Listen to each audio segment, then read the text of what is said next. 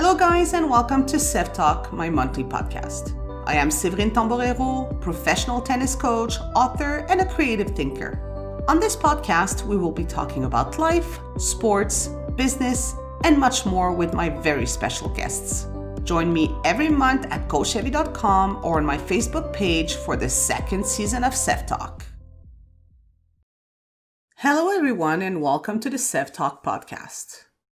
All of us are still adjusting to a new normal with what is happening in the world. That period is not easy, but some good is coming out of it on my end. I have been connecting virtually to an international coaching community. I have been asked to talk on different webinars about tennis, coaching, and kids development. Along the way, I have met Sandy Mittleman from the United States. Sandy is a performance and touring coach, a player development advisor, and author of the book, The Power of Preparation. We have started different conversation in the past few months, but we finally brought all of it to a webinar a few weeks ago. So I am bringing that conversation to Seve Talk. You will hear us talk about girls in tennis, women in coaching, and U10 development.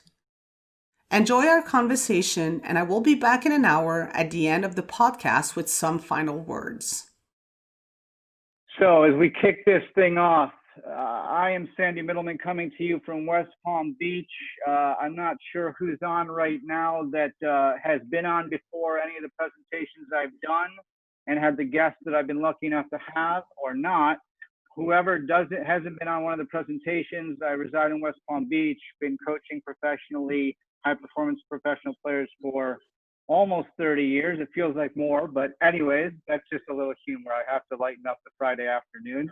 But I want to welcome everybody, and most importantly, Seve Tamborero, who is coming to us from Montreal, and she has been graced me with her presence today, so it's fantastic. I want to welcome her in from Tennis Canada. Whoever doesn't know her, she is the head or the director of Under 10 development for Tennis Canada and the high performance clubs. So Seve, thank you very much for being here today. Very much appreciate it. Thank you, Sandy. Thank you for having me, and it's great to see everybody connecting today. Absolutely, my pleasure. So for everybody out there who's tuning in and the rest that will come in, Seve and I have talked a couple times in the last week about both the subject matter and how we wanted to approach this presentation so that we felt like everybody would get the most value out of the hour we're going to spend. So everybody knows by now, or if you don't, the subject matters we're going to cover are girls tennis, how can we get more female coaches in our sport, and under 10 development. And what we thought we'd do is we thought we'd go through each subject matter. Please feel free, if you're out there and watching, please feel free to throw any questions you have. We're open to them. Seve and I have talked about that quite a bit. We feel like the interaction's fantastic.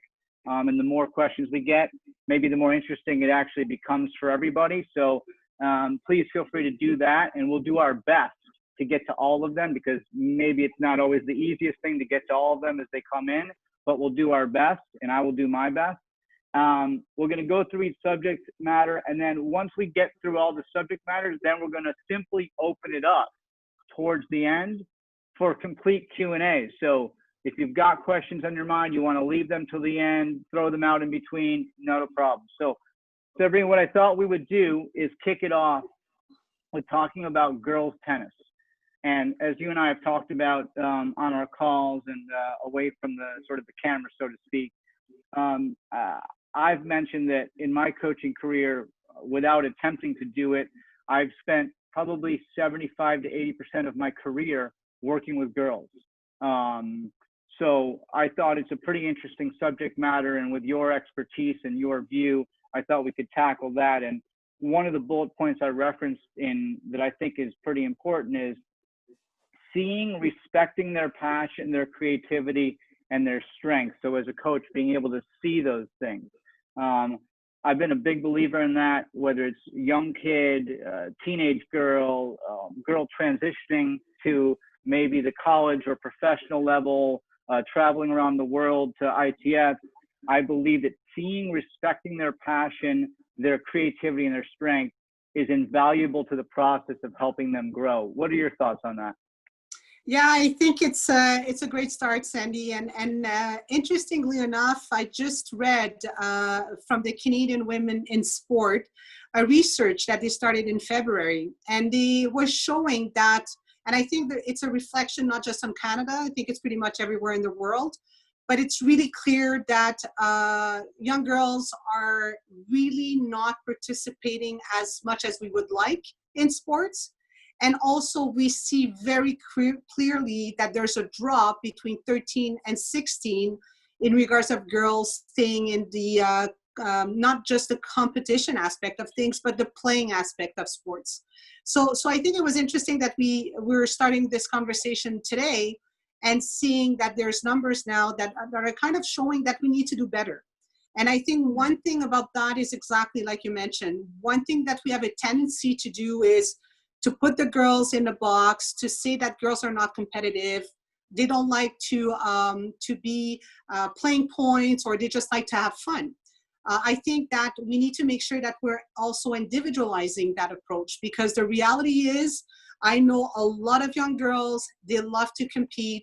They love to be out there. They love to be creative with their tennis. And sometimes we're like, oh, don't go to the net because, little girls are too afraid to be there. And I'm like, no, that's where they want to be. That's where they want to be challenged. So I totally agree with you. We need to bring that creativity on. I think we need to also break that mold of girls that don't like to compete because they love to compete. The difference is, you know what? The little boys, they want to have the result. They want to have success. They want to win. They hate to lose. Little girls, they do hate to lose. They also want to win, but they really care about how they do it.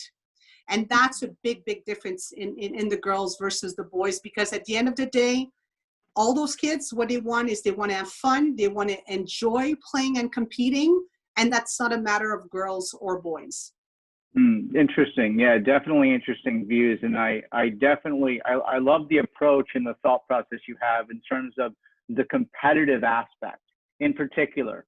And also too, the creativity and the coming to net. You and I touched on that in our conversation. And one of the reasons why I really like that is I have a habit. I don't know if you do in your professional experience coaching and working with kids, but I have a habit of making reference points to top players, because that they are the models. You look at the top players and at whatever level, whenever you're doing your coaching, and you look at them and say, okay, what do they do, right? What do they do? Do they really compete hard? Do they shy away from the competitive aspect? Are they just playing fast? We talked about that, right? Playing fast and trying to hit the ball fast and hit the ball aggressive. And one of my things right now, and I guess it makes sense that you're coming to us from Montreal or from being in Canada, is that right now, if you look at the women's game, what do you see at the top? You see somebody like Bianca Andreescu, who you and I have talked about quite a bit, who's ultra competitive, unbelievable competitive when she gets out there. The bigger the moment, the more fight she brings. And everybody appreciates it and talks about it. But then sometimes when you're working with younger girls, you're sort of shying away from it. And I've never understood that. Even like other girls like Kenin, right? She's fiery out there. Goff, so if you look at those models, you see that, yeah, it is. You should definitely encourage it, right? Encourage the coming to the net, encourage the fight, because, yeah, that's what helps get those girls to the top of the sport. So it's definitely interesting. Look, as we move on to the next bullet point, the thing that I referenced and we should talk about is understanding and supporting their path. Understanding what their path is, why it's their path, and then trying to support and guide them through that path. And I'm a big believer in that, because I think oftentimes we look at a particular kid, right, a particular girl, and we just sort of have this thing in our head that says they should go that way, whatever that way might be. But I think understanding who they are and what they want, and then helping them sort of travel in that direction and guiding them that way and encourage that, I think is the best option. What are your thoughts on understanding and supporting their path? Yeah, listen, you bring a good point. I think for me, the way I would describe it is being to individualize our approach. That's something we don't do. We put everybody in the same box, little boys or little girls. It's the same way. And I want to come back to your point with Bianca, because one thing that we have to move away to be able to have a path, we need to have a vision, because the vision is going to dictate the process, going to dictate what we're going to do. And one thing that we have to change is the perspective of women's at a higher level. Because I remember when Serena Williams was, and even Venus, and even other players like Justine Henin, the first thing we said about those women was, oh my God, they play like boys. Like, what do you mean they play like boys? They played the way they play. And the only reason we said that is because they were strong, because they had a big serve, because they were good at the net. But you know what? Girls can do it too.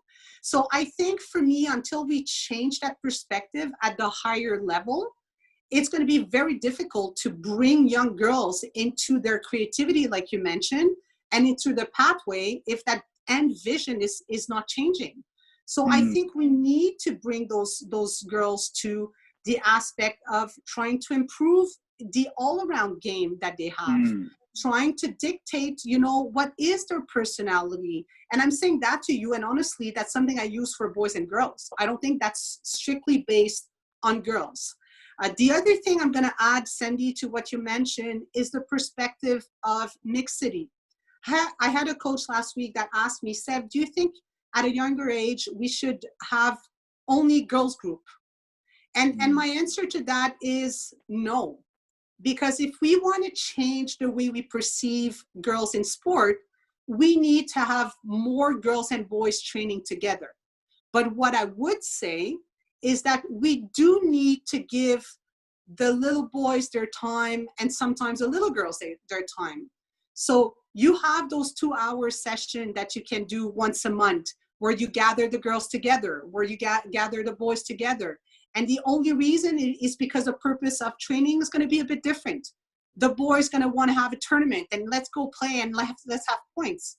The girls will want to have a tournament with points, but also work on their skill set, because that's what they want to focus a bit more. So that's, I think, if that structure is better and is changing, I do think that we're going to keep more girls in our sport. And I do think we're going to have more players in our sport. I think that's an overall statement for boys and girls.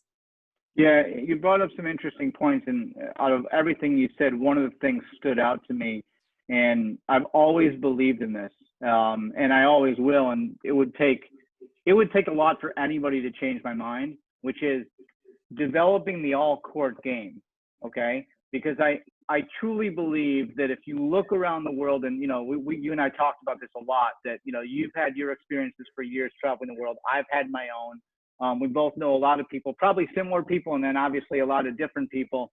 And if you look at the way I think a lot of girls train or are trained, training and are trained are different, right?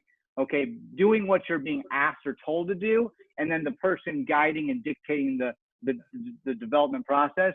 I really believe that they need to be looking at overall development, overall game, right? So being able to serve and volley, being able to chip and charge, being able to take the transition shots, hit and come in, and starting at an early age, I think is the best way. Because I say to coach friends of mine all the time, we have the conversation casually and not in a professional manner, just relaxed as friends. But I always say, when you can find a girl that loves to come forward when she's young, okay, athletic, and it sort of has that inner belief, if you can keep her on that pathway, eventually she could be a world-class player, because there's way too many girls out there that once game plan A isn't working, you already know there's nothing left because they weren't trained that way, right? So I really believe that all court game is invaluable to the growth, and then the training difference between sometimes only with the boys and the girls, and then together a lot, right? So I think those are really interesting points.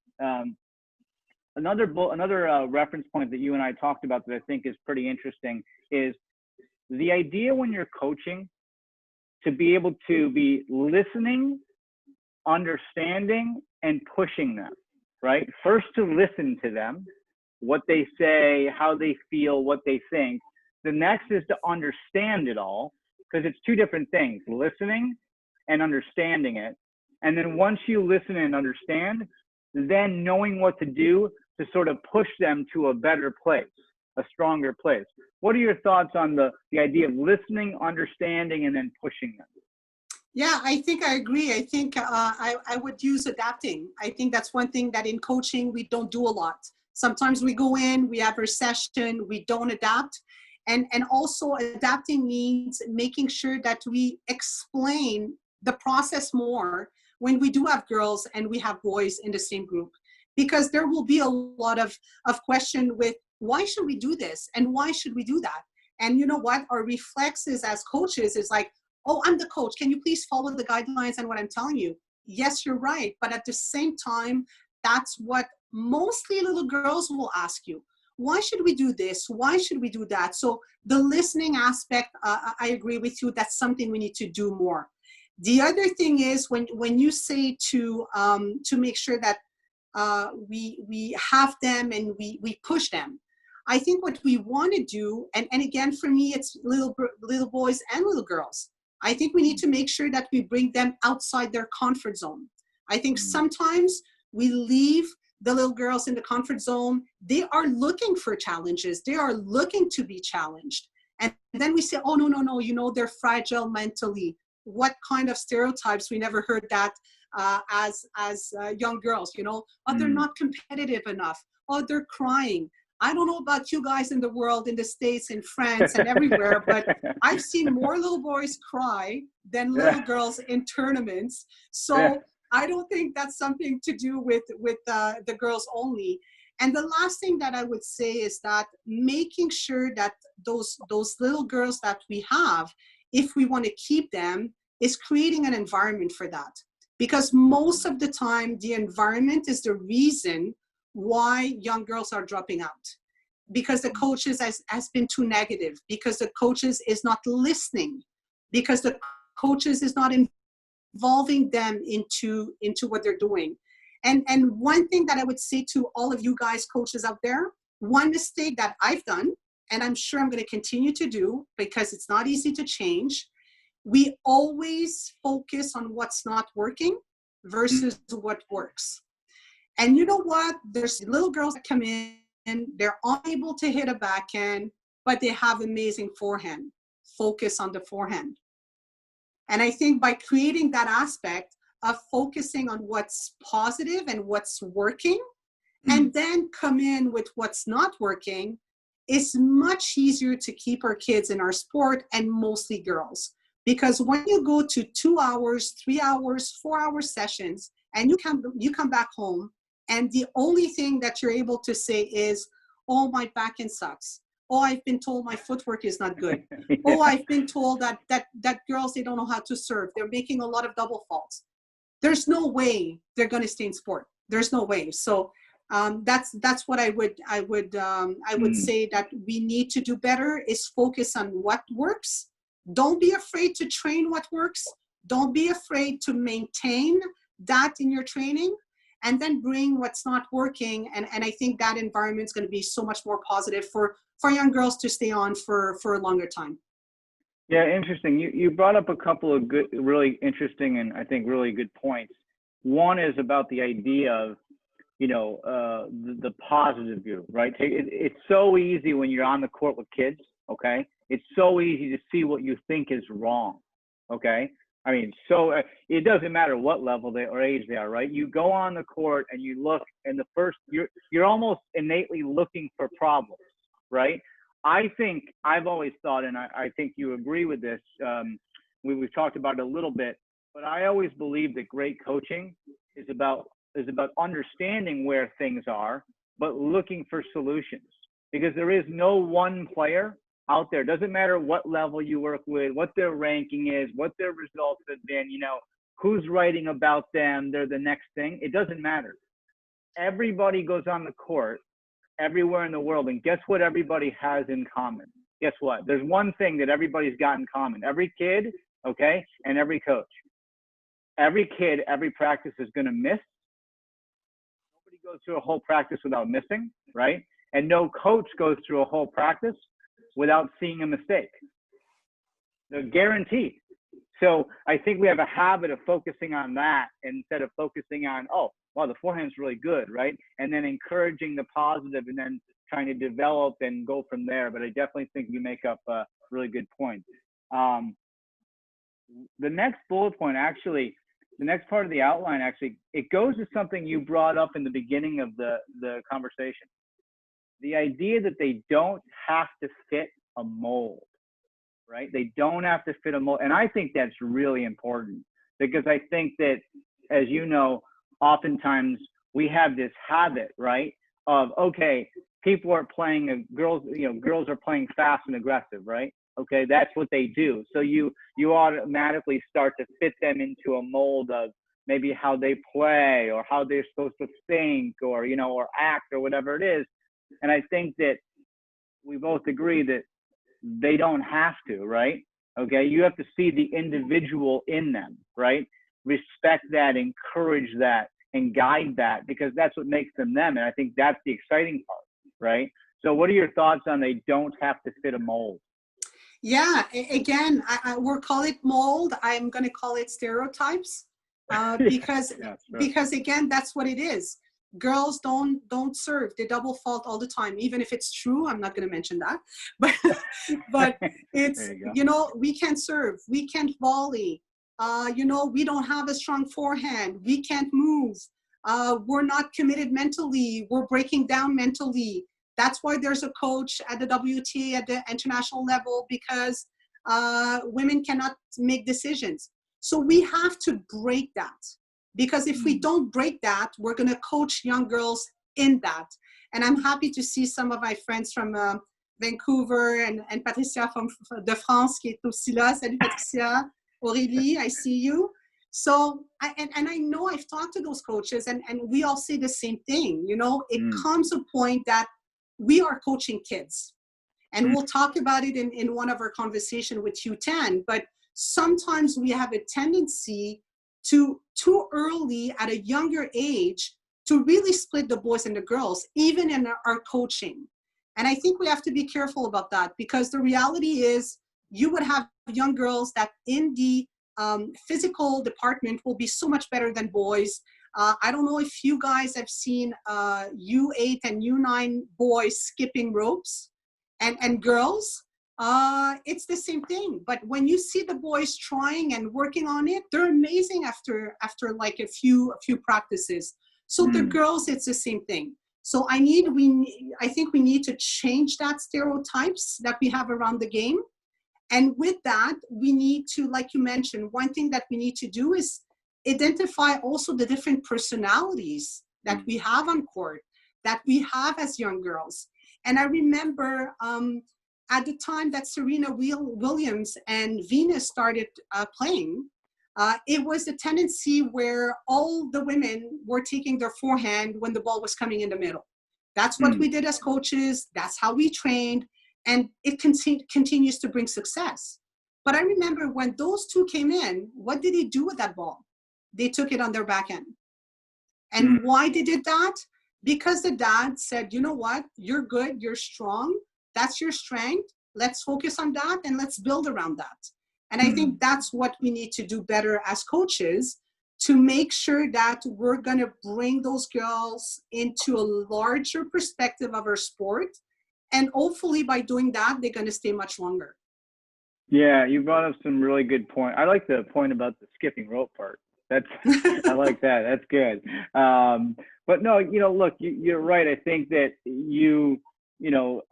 sometimes we have the habit as coaches, and I'm sure everybody's got their own habit and their own approach. But the truth is when you see certain players doing things at the top of the sport, Serena, Venus, it doesn't really matter who, but who's ever up there, you make those reference points and you see, right? I mean, look, long time ago, I can't even think about what year it was at this point, probably 95 through 97-ish, somewhere in that time frame. You had Martina Hingis, right? Okay. Short, 5'6" maximum in terms of height. okay? But read the game unbelievable, like from a different place in her mind, right? Changed direction of the ball unbelievable. And one of the things that she was sort of famous for was when the ball came in the middle of the court, she used to redirect it with the backhand all the time. And nobody looked at her and said, oh, you have to hit that as a forehand, because everybody knew her backhand, she could like hit it on a dime. It was so good, right? Anyone in the court. So I think, again, referencing those, those visuals, and then allowing somebody to be who they are. And if their strength is to hit that backhand, right, from the middle of the court, then you train it and they do it. So, those are interesting points for sure. Well, look, I think, honestly, we've gotten through all the bullet points of girls tennis. I'm not going to touch on the last one because we've actually already touched on it within the first four. So I don't think it makes sense to spend more time. We've got two people wrote in. Peter Grimsey. I don't know Peter. Maybe you do. I do know Peter and Zach from Vancouver are on board, so that's great to see them. Yeah, I've never met Peter. I've met Zach one time at the Orange Bowl quickly, and he's been super nice with his messages to me. So thanks for him for joining out. Now, Peter said this. He said, great point about girls-only classes. We tried this at my old club with some initial success. Oh, wait, hold on. I lost it because somebody messaged. But the girls were not encouraged to move back into the regular mixed classes with the boys. We failed to address the environment of the regular groups to retain more girls. So Peter wrote that, which I think is pretty interesting. And then you've got yeah, and I'm gonna add yeah, Cindy to that in Canada and a lot in Vancouver. It started even before I did it. They're very proactive in regards of regrouping girls, doing girls camp, making sure that they're trying to increase that. And it's not easy. Even by doing that, it's very difficult. But what has been a success there is that perspective of environment, creating something that everybody wants to come and that the girls wants to come more and more and more. And I think that's the path that we want to take. Yeah, no, absolutely. It's interesting. And as I read Peter's, feedback and what his experience was, and then hear you talk about that, it makes me do this quick memory recall of different programs I've been a part of or around, and how quickly girls are often, okay, you four go on that court. You know what I mean? Like, you four go on that court. Like, the boys go over there. And I've always felt like, is that really the best thing for their development, or is that more induced by sometimes how parents deal with the coaches who are organizing it, right? Okay, there's so many variables in that, but I definitely think having separation, but then putting them all back together as a big group and unit, I always feel like is the best way. Patricia, who you mentioned, right? You mentioned Patricia. I apologize, Patricia, if you hear me. I don't know how to pronounce your last name correctly, so I'm not going to try and sound really bad, even though I'm good with languages. But Patricia wrote, if a girl plays big serve and volley, or great forehand, people will say she plays like a boy. And then she says, ... so she will stop, ? So I think she's asking the question. What are your thoughts, Seve, on that? My thoughts is exactly my answer is in the question. And it's what I mentioned earlier. We have to stop putting stereotypes into what they should and shouldn't do. And it goes back, Sandy, to your opening. We need to make sure that those kids are creative and that the girls are creative. And the best example, I've been around a lot of clubs, and even sometimes I'm like, okay, boys, let's go play soccer, and girls, we're gonna just warm up and play here. Like the girls cannot play soccer. Why isn't the girl cannot hit hard, cannot have a big forehand, cannot have a big serve? So I encourage everyone to go outside of that mentality that we've been coached and that we as coaches are taking, and making sure that we're aware that if we are the coaches saying, what, you want to do volleys today? You can't volley. You're never there. You're afraid when you're there. Yeah, they're going to be afraid. But if we're the ones saying that, what do you think the girls don't want to do volleys in sessions? Because we didn't build the confidence, because we were negative on it. And you know what? If they suck, they suck. Who cares? There's a lot of little boys that I've seen around Canada that can't volley. Mm. So again, we have to go, for me, and like Patricia mentioned, if she has a good forehand, if she has a strong serve, if she want to try to do serve and volley and it works, the answer is why not? It's the same as saying to a young girl that says, you know what, I want to be the next Bianca Andreescu. My answer to that is like, why not?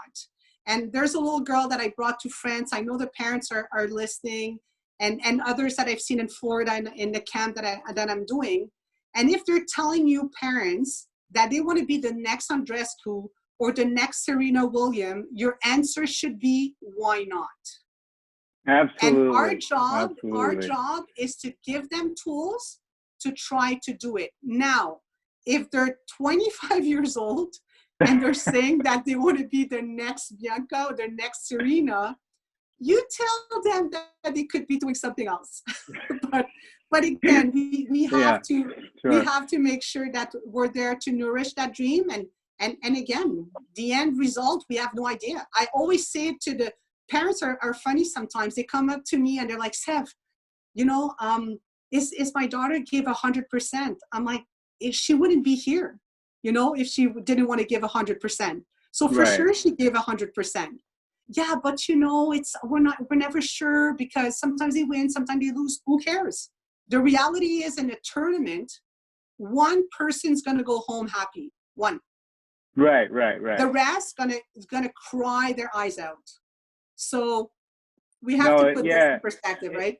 Yeah, absolutely. You bring up some really good points, and I actually want to very quickly and then move on to the next subject matter, because I think it's super interesting and it can be a little bit interesting in conversation. But you brought up two good points. One is, if they want to be the next Serena or they want to be the next, you know, Bianca Andreescu, absolutely, why not, right?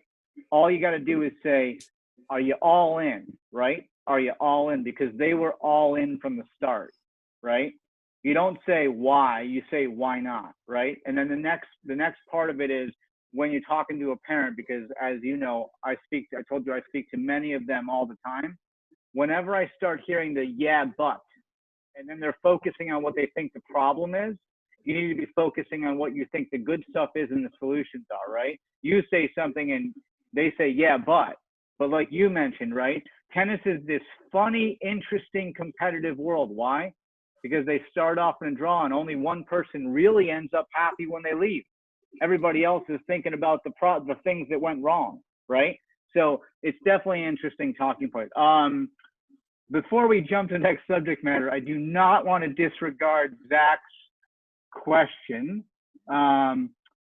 So Zach says, curious to hear Seve's thoughts on keeping girls engaged when they get older and they either get stronger or weaker than their tennis friends, which means they might be at different tournaments or training in different environments. And I think that's a really good question, because I hear that a lot.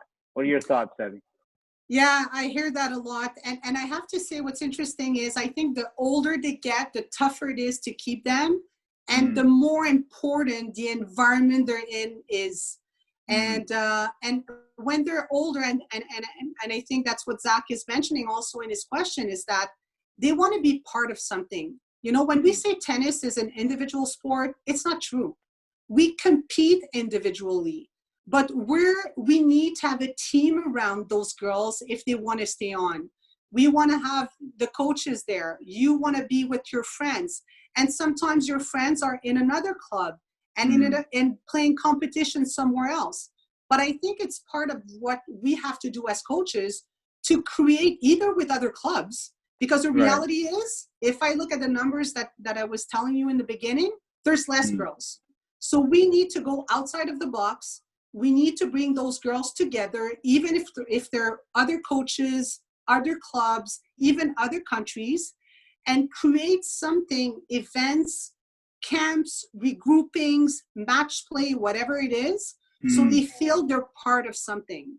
And I think if we do that better, we're going to be able to keep them and keep their interest. Because as older they get, sometimes, you know, the girls are smart. They're 15, 16. They're like, why should I train? I train because of what? There's nothing for me. I don't want to go to college. And now I'm gonna do something else. And I think it's okay to do something else, but it's bad that they're leaving the sport for the wrong reason. Right. So I think you talked about creativity. We need to be more creative. We need to create an environment. We need to bring the girls together. And what I'm gonna add to that to finalize on this topic, Sandy, and again, I was asked about a coach last week on that.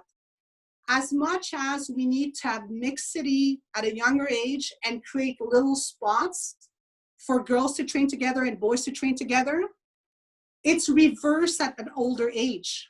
Because at an older age, girls have different objectives. They travel differently than boys, not a problem. But we need to take some time to mix them together. I don't understand why when they're 15, 16 years old, we're saying, okay, now it's specific to their needs, it's specific to their games. We're just gonna have the girls. And again, I hear it again today. They're too emotional. They're bitchy when they're together. I cannot hear that anymore. And I would say we're missing a great opportunity.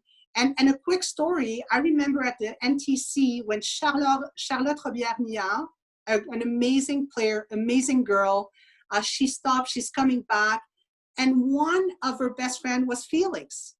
And they wanted to be together. They ate together. Sometimes, when they had time, they played together.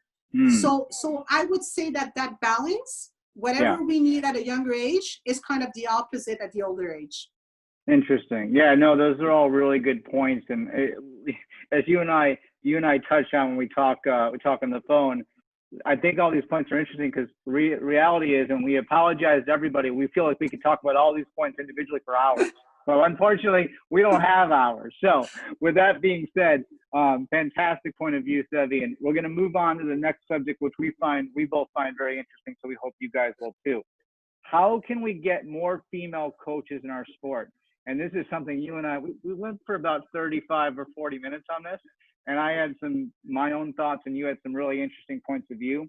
One of the first things that we talked about is the fact that we don't believe, from our experience traveling around in our countries, outside of our countries, that club owners and directors and managers understand the value that hiring the female coaches adds to, number one, the club in general. Number two, adds to the program, the growth of it. And number three, can add to the overall development of the staff in general. We feel like they miss the boat greatly. So it's almost like when a girl's maybe going to coach potentially or thinking about, I want a career in coaching, she looks at websites or clubs and looks for opportunities and she looks at the profiles and what does she see? She sees like the boys club or the men's club, right? And so she shies away from it. And then it's maybe easier because she maybe was a player to some level, right? So what do you, maybe she goes to the circuit or something like that versus a club. What are your thoughts on in terms of how do we get more female coaches in our sport in terms of the way that maybe the clubs have to do things differently to encourage them? How long do we have? Yeah. Just kidding. We got all weekend, everybody. Sit tight. Listen, first of all, I think to encourage that, we need more Sandy. We need more men being part of the solution. We need more men bringing the conversation to something that is an issue. So that's the number one thing. So I want to thank you, Sandy, to give the opportunity for me to discuss this topic today. Thank you, Sandy. I got two pluses today. Yeah, but it's true. It's true. That's part of it because again, if it's not that, then it becomes a women thing. Then it becomes us against them, and that's not what it is.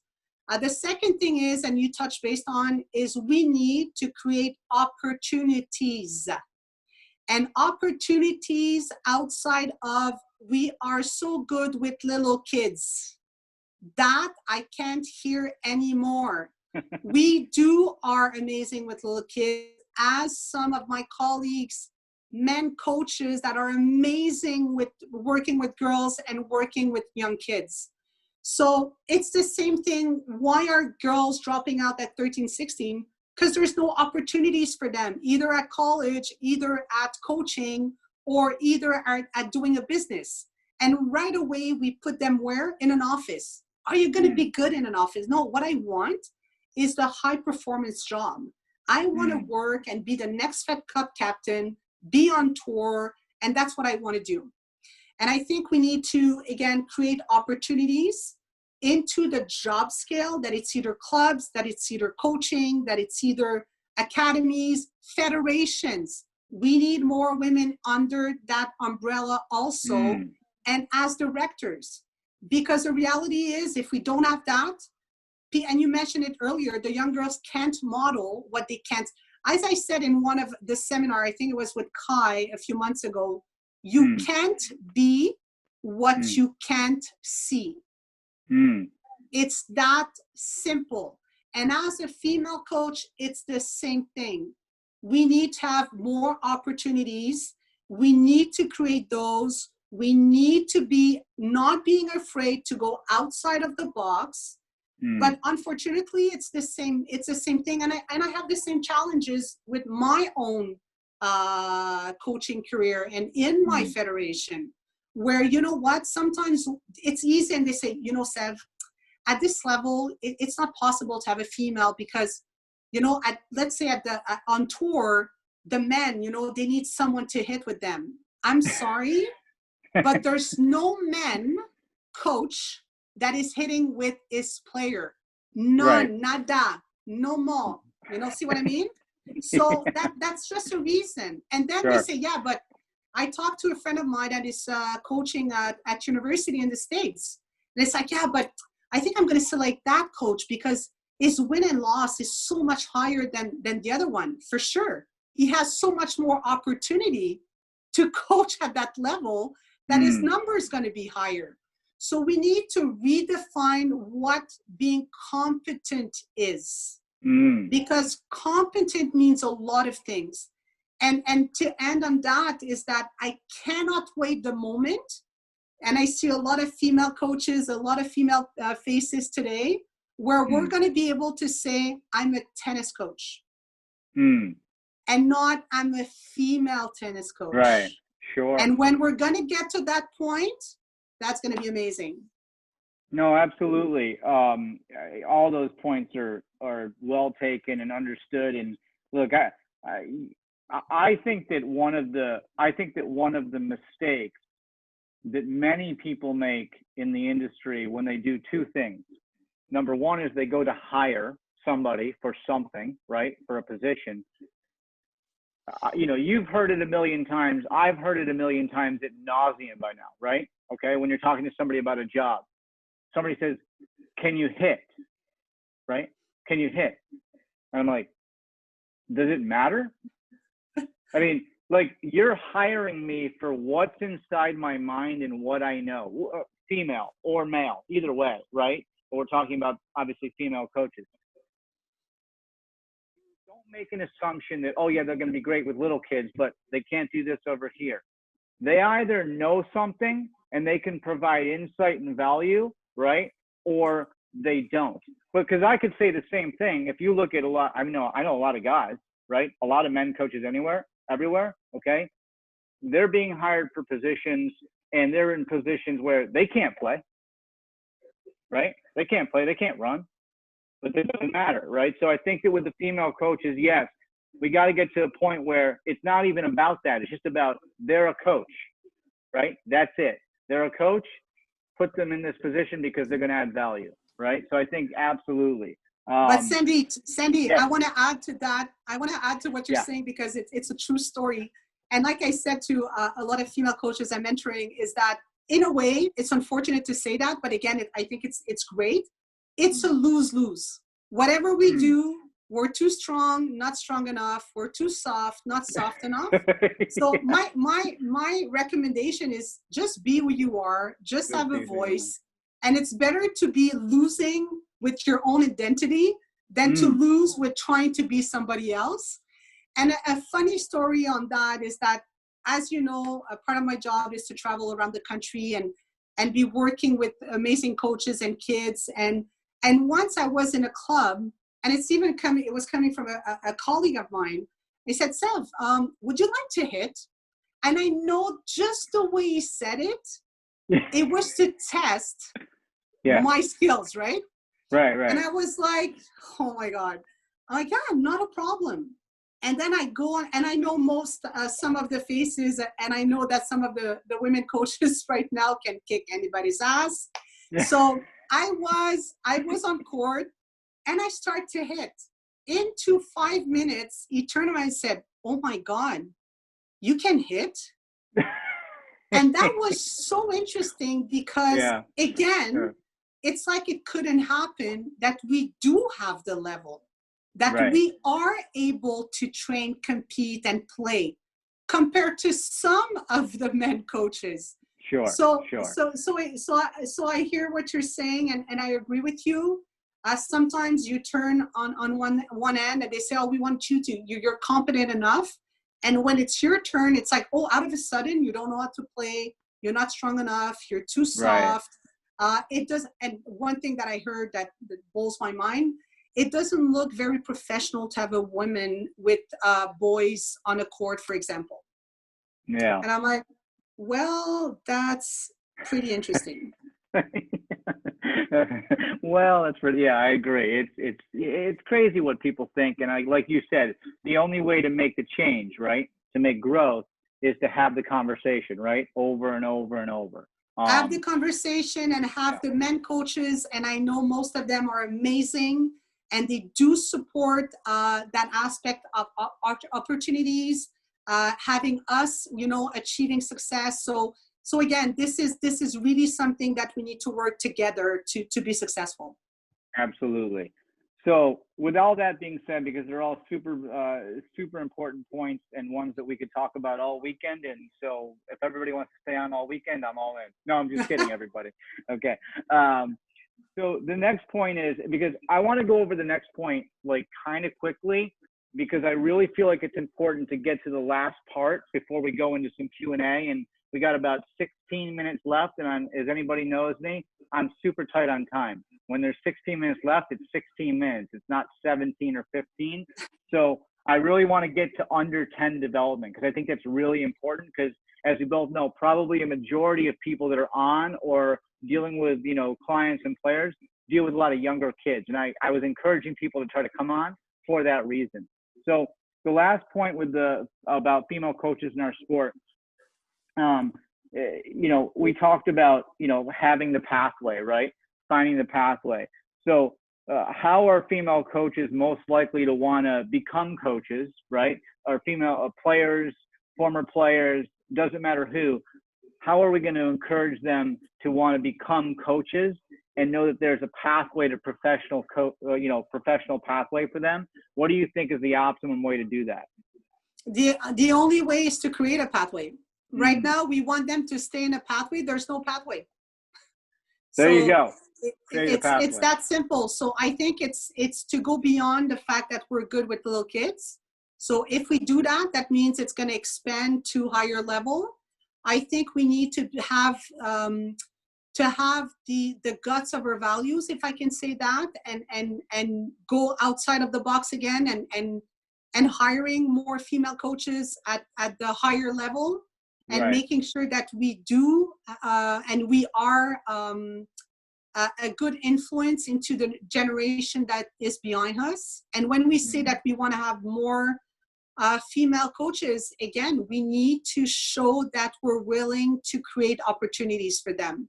And that's the only way we're going to achieve it. And right now, that young girl that is 13 or 14 years old that I see in a club, that she sees me, that I'm a director of something, that I'm working with other things at under 10 players.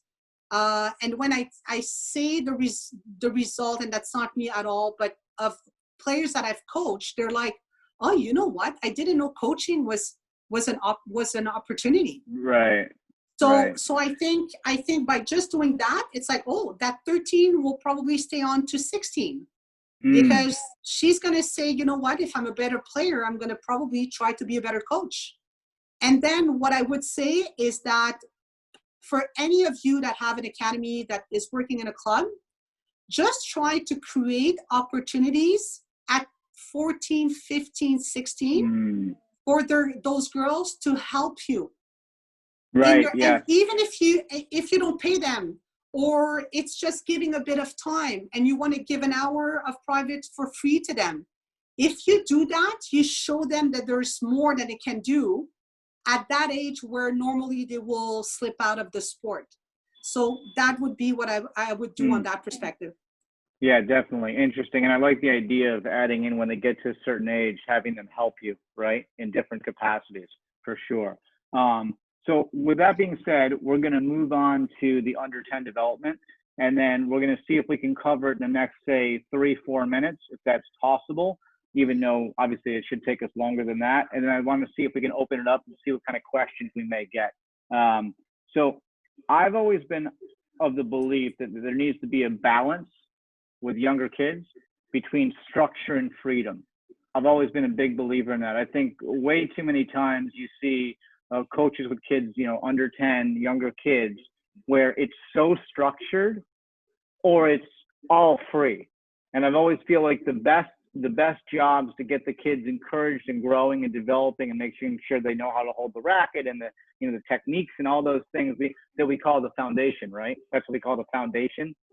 I feel like finding that balance is really important, because the structure develops the skill, right? But also the freedom allows the skill to grow in some ways, right? And also the personalities and things like that, and the competition. What are your thoughts on that? Listen, I'm gonna say what you open up with. We need to have kids that are more creative. They want to hit betweens. They want to hit on their right leg. They want to jump when they hit a backhand. Why not? I agree with you. We need to make a difference with playing and training. I think sometimes the ratio between the two is too large. Either they play too much and they don't train, or they train too much and they don't play. So sometimes I see a lot of the big differences in the two around my country when I go around and I see the kids. The other thing that I would say is that the aspect of fun, pleasure, enjoyment needs to be 100% there and created by us coaches in the environment that we're going to create. And it starts with, we have kids, and most of you have those kids where they have difficulty running now. They don't do sports. That's the only positive that I have to say in the past 3 months, that everybody had to stop, that they needed to be creative, doing something else in tennis, play with a ball, soccer ball, hockey stick, whatever it was. And it's like they try to do something different to base the fundamentals that should be the base of any under 10. And in fundamentals, you have one word that it's called fun. And the fun aspect has to be there. The other thing is, around the world, everybody understands now progressive tennis, kids tennis. We all have the name for it, but from red, orange to green. I think that changed the game. The challenge is that kids progress the balls in regards of age. And I think they should progress also in regards of competencies. The competencies are important because whatever you do, you build for those kids to transition with the regular court and the regular ball. And sometimes we keep them too long, and sometimes we are not keeping them enough. So again, I would say that it's important that the progression is done with the competencies. The progression is done with them learning how to play and compete at different level, and making sure that you as a coach, that you have an eye on what you need your kids to do at each level. So that way they can have those skills, you can know what to coach and what they need at different stages, to then go with the regular ball and playing on the full court. Because again, we go very quickly. And the other thing is, even if we don't want to hear that, and I promise you when we do it well, it works, parents are part of the process at that age. So it's our job as coaches to help them in a world that is not easy, guide them into some decisions, and sometimes they will take the wrong decisions, as we do coaches, but it's a team effort, and we need to make sure that we're working together in that perspective. Absolutely. No, all interesting points. And, I love the view on on the balance and the process, and sort of being able to, the competency, right? Understanding the game, not just being able to hit shots and run around, but also understanding actually what's happening and why it's happening. I definitely think that's valuable. What we're going to do is I'm going to touch on the last bullet point, and then we're going to hop into some Q&A, and hopefully everybody out there listening is ready to fire up some questions, okay? Because it's been a little bit dry over here in the chat room. Don't do that, okay? Don't do that. So finding the right coach that knows how to strike the balance, right? Keep it fun. Make sure they get the technical, the components that we've talked about, but also encourage that individualism, that freedom, that creativity, because I've always been a huge believer in that. Some people shy away from that because they want to stay in that sort of, that box. And I've always been a believer in being outside the box, right? You see a kid doing behind the backs or whatever kind of stuff, right? Don't go crazy on them, right? Allow them the freedom, because something's in their head. So I'm curious about what you think about finding the right coach that knows how to strike the balance. Yeah, and I would add to that, you have to find the right coach that is into your own values as parents also. I think it's very important. And again, I think when you find a coach, you need to find a coach that fits with your values, that fits with your goals, that fits where your kid is in regards of development. Because at the end of the day, sometimes we can't choose, because you go to a club, you go to an academy, and you have someone, and the person that is teaching. And as a parent, you need to be able to ask questions, and it's okay. So that's what I would say in regards of that. In regards of coaching, sometimes you do have a choice, sometimes you don't. And when you do have a choice, just ask questions. See if the coach is fitting with your needs and your values. We all have different personalities. My personality on court do not fit with some of the kids and some of the families. And it's okay. It's part of the individuality that we talked about. But again, if your value is having fun, and you have a coach that the only thing he does is yelling and screaming, take your kid and go out somewhere else. No, absolutely. All good points. And I love the idea of, sometimes something doesn't fit. It definitely happens occasionally for a variety of reasons. And don't be afraid to walk the other way and go find something that does, and ask questions. So we've got a couple of people that are definitely looking for questions. So we've got Roy Karen. I think Roy is from Israel. I'm pretty sure. I've been messaging with him. He says, if I'm reading this correctly, so I apologize, Roy, if I'm missing it. What can a coach do when a female player reaches their teens and the priority changes, parentheses, I like this, friends and social media is becoming more important, and how can we compete with that? You can't. You can't. Next.